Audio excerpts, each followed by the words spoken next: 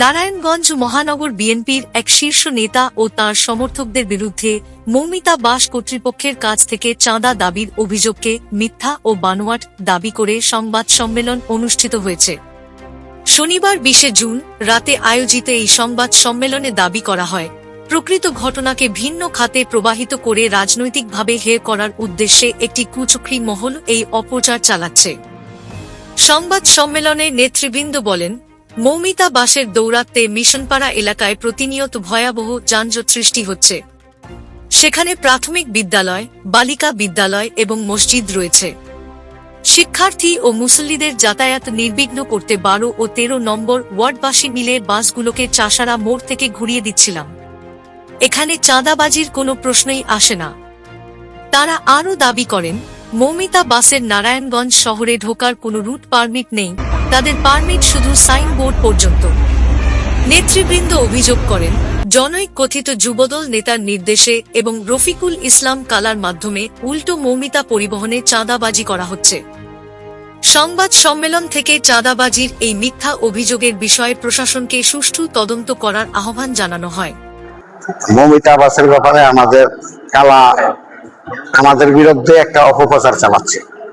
আমরা এই অপপ্রচারের বিরুদ্ধে আমরা নিন্দা ও প্রতিবাদ জানাই। পাশাপাশি এখানে অনেক যানজট হয়, অনেক মা বোনরা আসা যাওয়া করে, অনেক অ্যাক্সিডেন্ট হয়, যার জন্য আমরা 12 এবং 13 মিলে আমরা একটা উদ্যোগ নিয়েছি যে এখান থেকে মৌমিতা বাসগুলা যেখানে তাদের পারমিট আছে ওইখান থেকে তারা চালাক, এখানে চালাতাম, তাদের গাড়ি অনেক বেশি, এই জন্য আমরা এই উদ্যোগ নিয়েছি। তবে আমরা বুঝতে পারলাম যে কালা আমাদের বিরুদ্ধে একটা একটা মিথ্যা অভিযোগ দিয়েছে। এই মিথ্যা অভিযোগ ভিত্তিহীন এবং এটা আমরা প্রতিবাদ জানাই এবং নিন্দা জানাই।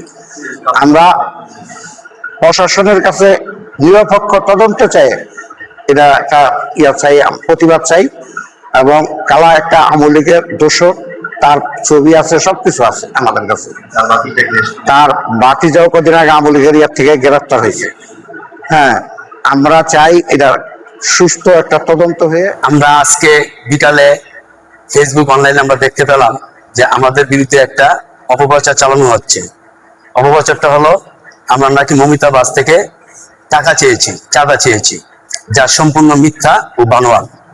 আমাদের উদ্দেশ্য এবং কাজটা ছিল, আপনারা দেখেছেন বিগত দিনে টিপু ভাইয়ের নেতৃত্বে আমরা এদিকে যানজট নিরসনের জন্য বিভিন্ন কাজ করেছি। মিশনপাড়ার মোড়ে একটি অটো স্ট্যান্ড থাকে, এটা কোনো বৈধ নাই, এবং মৌমিতা বাস প্রায় 90 থেকে 100টা বাস এখান দিয়ে চলাচল করে। অন্যান্য বাসও চলাচল করে, কিন্তু ওনারা এখান দিয়ে চলে টার্মিনাল চলে যায়, ওনাদের এটা সমস্যা হয় না। কিন্তু মৌমিতা বাসের স্ট্যান্ড খানপুর মোড়, যার ফলে ওরা এদিক দিয়েই সবসময় যায় আর আসা যাওয়া করে।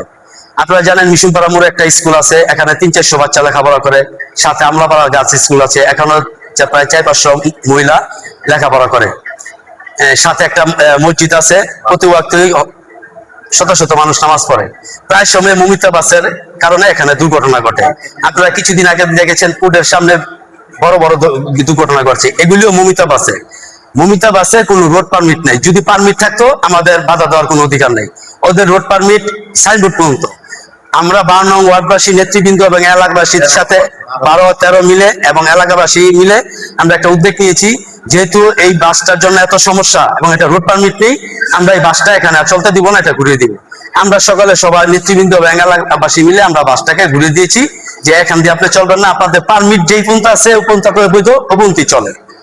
পরে আমরা জানতে পারলাম বিগত দিনে শ্রমিক লীগের সভাপতি ছিল কালা, সে আজমিরের দূষর।